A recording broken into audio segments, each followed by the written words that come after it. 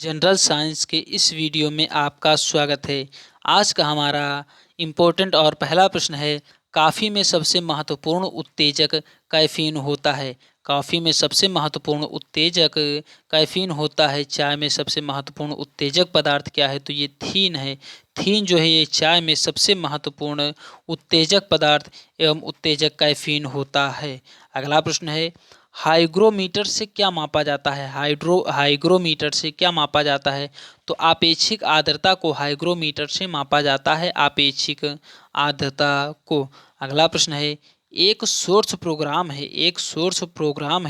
एक उच्च स्तरीय भाषा में लिखे हुए प्रोग्राम का मशीनी भाषा में रूपांतरण ये कहलाता है, एक सोर्स प्रोग्राम कहलाता है। अगला प्रश्न है, शून्य में स्वतंत्र रूप से गिरने वाली वस्तुओं का त्वरण होता है। शून्य में स्वतंत्र रूप से गिरने वाली वस्तुओं का त्वरण होता है तो वो समान होता है, वो त्वरण समान होता है। अगला प्रश्न है हमारा, प्रकाश संश्लेषण में पौधे कौन सी गैस का अवशोषण करते हैं? प्रकाश संश्लेषण में पौधे कौन सी गैस का अवशोषण करते हैं? तो वो कार्बन डाइऑक्साइड गैस का अवशोषण करते हैं। प्रकाश संश्लेषण में जो पौधे होते हैं वो कार्बन डाइऑक्साइड गैस का अवशोषण करते हैं। अगला प्रश्न है, खींची हुई धनुष में संचित ऊर्जा होती है।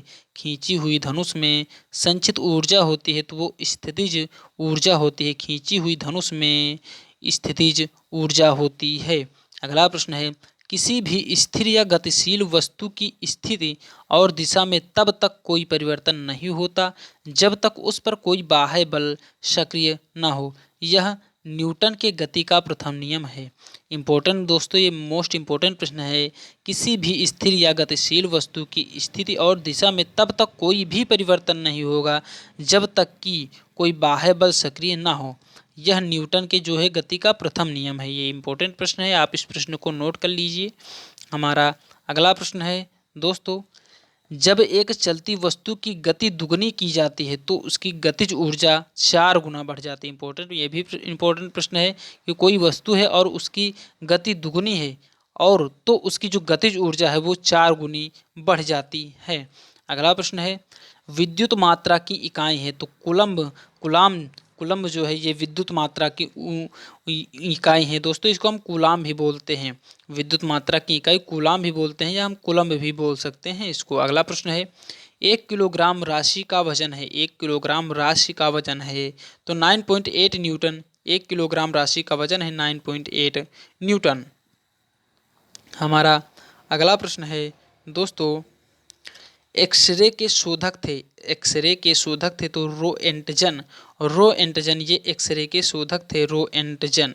अगला प्रश्न है, नाड़ी गति द्वारा डॉक्टर ज्ञात करता है। नाड़ी गति द्वारा डॉक्टर ज्ञात करता है तो ये हृदय की धड़कन को ज्ञात करता है। नाड़ी गति द्वारा डॉक्टर हृदय की धड़कन को ज्ञात करता है। अगला प्रश्न है, हम 1 मिनट में कितनी बार सांस लेते हैं? हम 1 मिनट में कितनी बार सांस लेते हैं? तो 1 मिनट में हम 16 से 18 बार सांस लेते हैं।